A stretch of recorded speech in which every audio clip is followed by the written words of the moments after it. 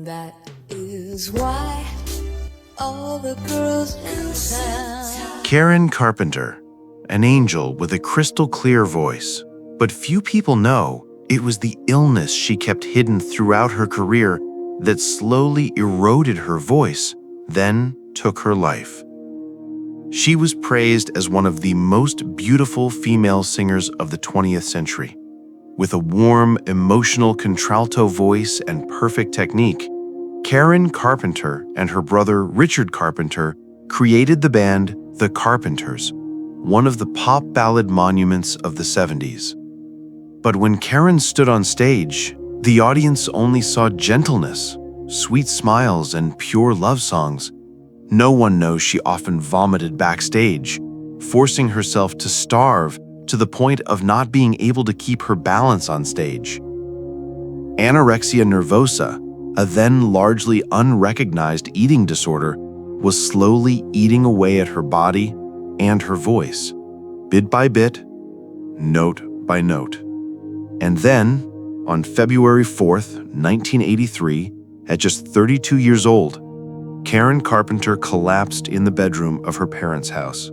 She died of heart failure, but the root cause wasn't her heart. It was the very thing she had always wanted to control, her body. Karen left a haunting question for posterity.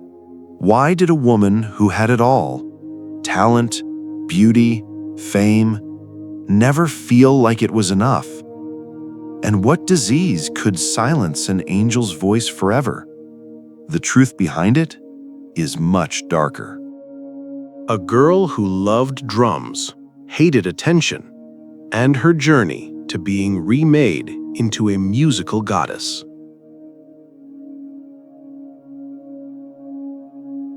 Karen Carpenter was born in 1950 in New Haven, Connecticut, USA. From a young age, she was different from other girls. Karen did not like dresses, did not like dancing and singing, but loved drums.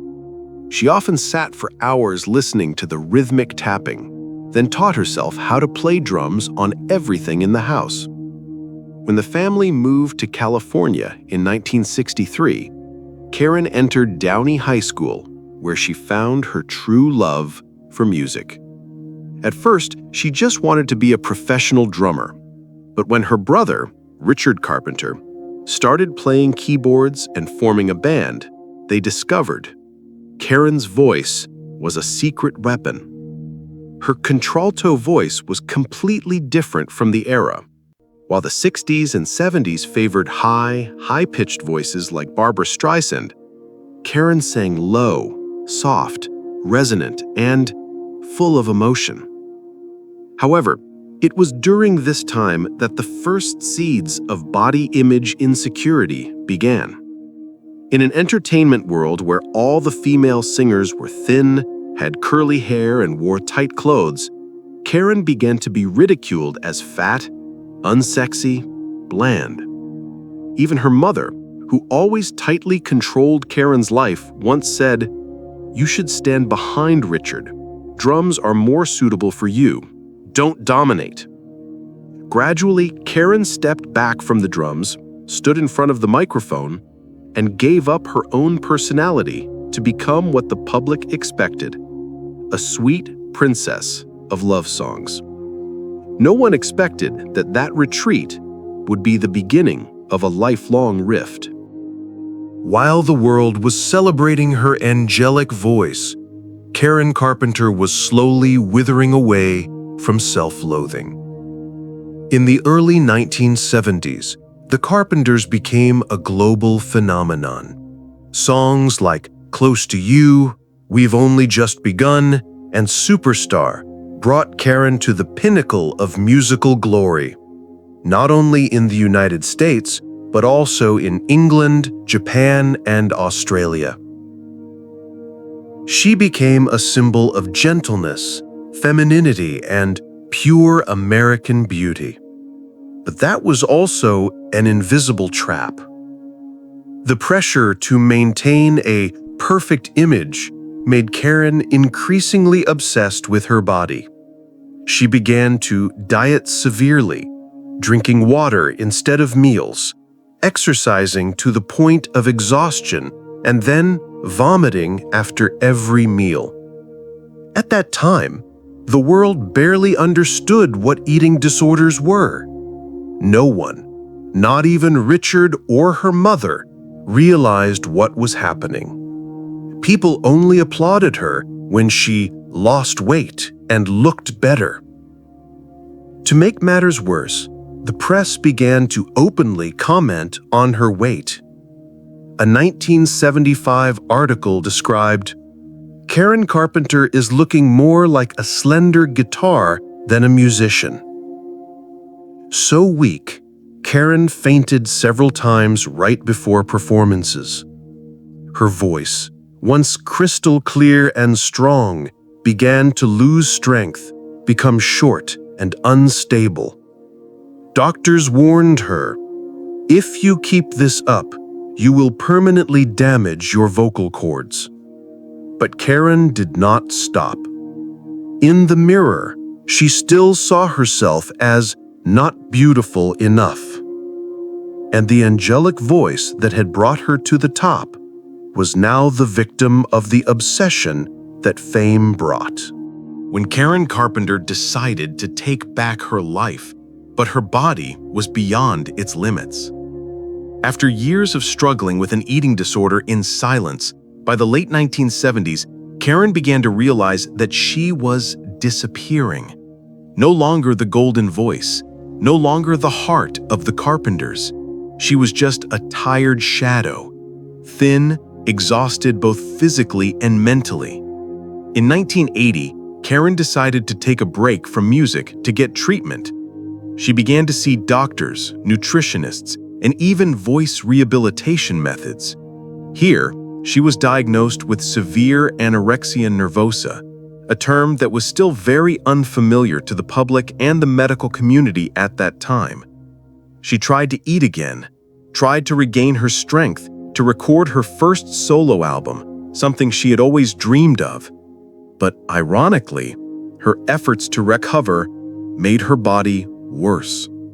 The sudden weight gain, after a long period of starvation, put a strain on her already weakened heart and internal organs.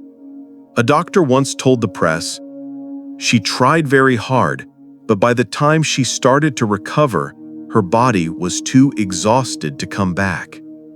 In February 1983, Karen returned to her parents' home in Downey, California, just turned 32. She told her mother, "I feel better. Maybe we can start over, Mom." But that was the last night. The fateful morning and the death that shocked the world.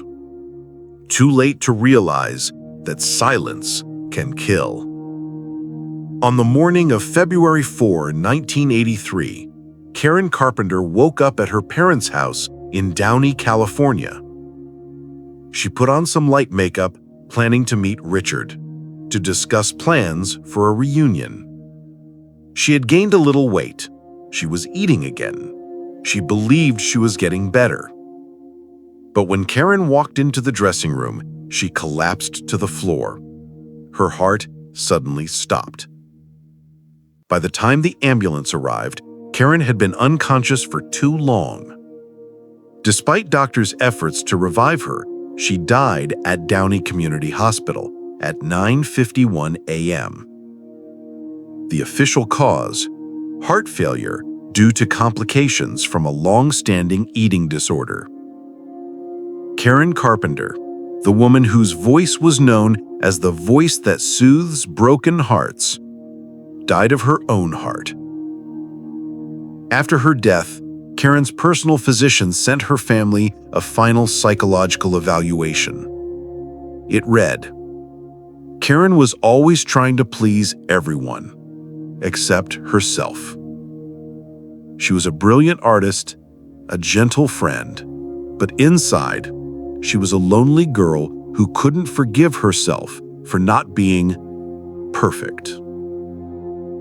Karen Carpenter's funeral drew thousands of fans from all over. "We've Only Just Begun" played softly in the chapel, as a farewell to a soul who never lived. Karen Carpenter, the angelic voice, has passed away, but the echoes of her silent pain forever change the way the world listens to fragile souls. Karen Carpenter's death in 1983 was shocking not only because she was so young, so talented, but also because the cause was so obscure at that time, an eating disorder. Before Karen, no one talked about anorexia nervosa in the mass media. After Karen, the whole world began to look back at how they treated women in the arts, with the toxic appearance standards imposed by showbiz. Karen Carpenter became an unwanted icon, the first person to bravely leave a warning through her own death.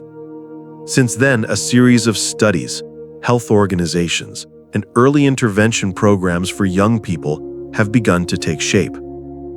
Richard Carpenter, her brother, lifelong partner, once said in an interview, "If Karen had lived until the 90s, I believe she could have made it, but she was ahead of her time." And her passing awakened a whole music industry. Today, Karen's songs still ring on the radio every day.